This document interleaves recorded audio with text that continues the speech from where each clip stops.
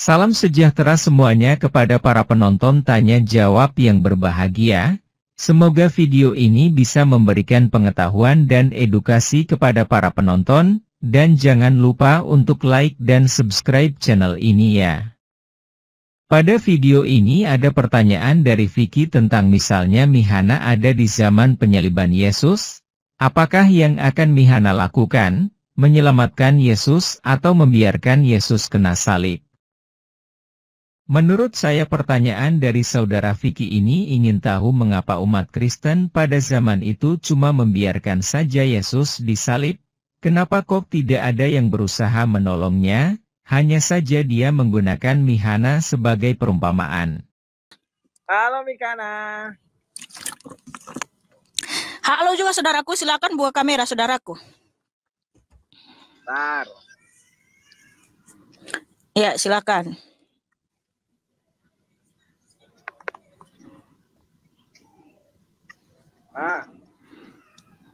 Iya, silakan saudaraku. Jadi gini ya. Ini aku bertanya, selamat malam Kak Mikana. Ya, selamat malam.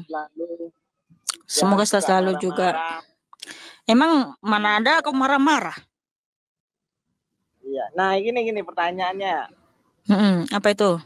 Kalau misalkan nih, jika boleh pakai misalkan ya. Silakan. Misalkan jika seandainya terserah kamu aja lah. Oke. Jangan dibantah nanti ya. Jika Kak Mikana itu hidup di zaman Yesus. Ya kan? Iya. Yesus itu kena salib. Kira-kira apa yang Kak Mikana lakukan? Menyelamatkan Yesus kah? Atau membiarkan Yesus kena salib? Seandainya saya ada di zaman penyaliban. Iya. Apakah saya akan mengasihani Tuhan Yesus? Menyelamatkan Tuhan Yesus? Atau membiarkan? Iya. Oke, jadi gini saudaraku. Sesuai dengan firman Tuhan di Yesaya 52 ayat Yesaya 53, sorry ya. Saya baca dulu ayatnya. Ya. Yesaya 53 ayat 3 ya, sampai 5 dulu saya baca ya. Ia dihina dan dihindari orang. Seorang yang penuh kesengsaraan dan yang biasa menderita kesakitan. Ia sangat dihina sehingga orang menutup mukanya terhadap dia. Dan bagi kita pun dia tidak masuk hitungan. Tetapi sesungguhnya penyakit kitalah yang ditanggungnya. Dan kesengsaraan kitalah yang dipikulnya. Padahal kita mengira dia kena tulah, dipukul dan ditindas Allah. Tetapi dia tertikam oleh karena pemberontakan kita. Dia diremukkan oleh karena kejahatan kita. Ganjaran yang mendatangkan keselamatan bagi kita ditimpakan kepadanya. Dan oleh bilur-bilurnya kita menjadi sembuh. Nah, jadi Tuhan Yesus, nggak usah dipotong ya. Tuhan Yesus tersalib oleh karena kejahatan kita, oleh karena pemberontakan kita. Sebab Roma 3:23, semua manusia telah berdosa dan telah kehilangan kemuliaan Allah. Nah, walaupun saya hidup di zaman sekarang, saya juga ikut menyalibkan Tuhan Yesus. Saya juga ikut ya menikam Tuhan Yesus karena saya orang berdosa. Sebab Tuhan Yesus tersalib oleh karena dosa seluruh umat manusia di dunia ini. Dan semua manusia sudah berdosa dan telah kehilangan kemuliaan Allah. Jadi ngapain kamu tanya, seandainya kamu ada di zaman itu, apakah kamu ingin menyelamatkan, membiarkan? Loh, orang saya ikut menyalibkan Tuhan Yesus. Tuhan Yesus tersalib oleh karena dosa-dosa saya. Tolong saudaraku hormati orang mau menjelaskan ya. Kamu di sini bertanya, bukan mau cikikikan. Siap Kak. Maaf Pak. Iya dong, tolong hormati ya. Siap. Lanjutkan. Jadi begitu saudaraku ya. Tuhan Yesus tersalib oleh karena dosa-dosaku. Nah, apa yang kulakukan sekarang? Bertobat. Sebab ada firman Tuhan di 2 Petrus 3 ayat 9. Tuhan tidak lalai menepati janjinya, tetapi ia sabar terhadap kamu. Karena dia tidak menghendaki satu orang pun binasa, melainkan supaya semua orang bertobat dan datang kepadanya. Nah, saya datang bertobat sama Tuhan Yesus. Saya bilang, Tuhan Yesus ampuni saya. Oleh karena dosa-dosa saya engkau tersalib.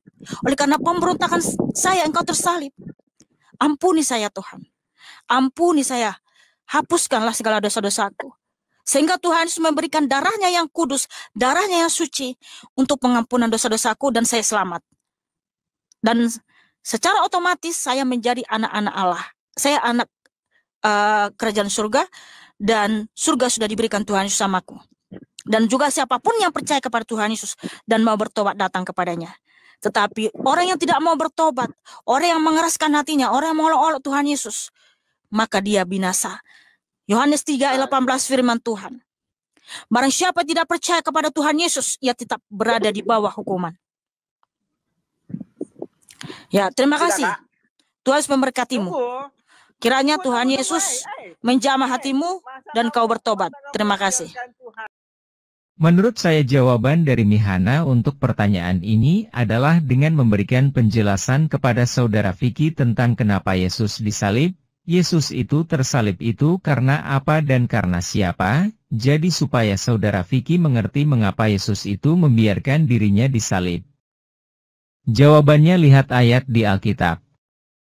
Yesaya 53:3 ia dihina dan dihindari orang, seorang yang penuh kesengsaraan dan yang biasa menderita kesakitan, ia sangat dihina, sehingga orang menutup mukanya terhadap dia dan bagi kita pun dia tidak masuk hitungan. Yesaya 53:4 tetapi sesungguhnya, penyakit kitalah yang ditanggungnya, dan kesengsaraan kita yang dipikulnya, padahal kita mengira dia kena tulah, dipukul dan ditindas Allah. Yesaya 53:5 tetapi dia tertikam oleh karena pemberontakan kita. Dia diremukkan oleh karena kejahatan kita, ganjaran yang mendatangkan keselamatan bagi kita ditimpakan kepadanya, dan oleh bilur-bilurnya kita menjadi sembuh. Roma pukul 3:23 karena semua orang telah berbuat dosa dan telah kehilangan kemuliaan Allah. 2 Petrus 3:9 Tuhan tidak lalai menepati janjinya, sekalipun ada orang yang menganggapnya sebagai kelalaian, tetapi ia sabar terhadap kamu, karena ia menghendaki supaya jangan ada yang binasa, melainkan supaya semua orang berbalik dan bertobat. Yohanes pukul 3:18 Barang siapa percaya kepadanya, ia tidak akan dihukum, barang siapa tidak percaya, ia telah berada di bawah hukuman, sebab ia tidak percaya dalam nama Anak Tunggal Allah.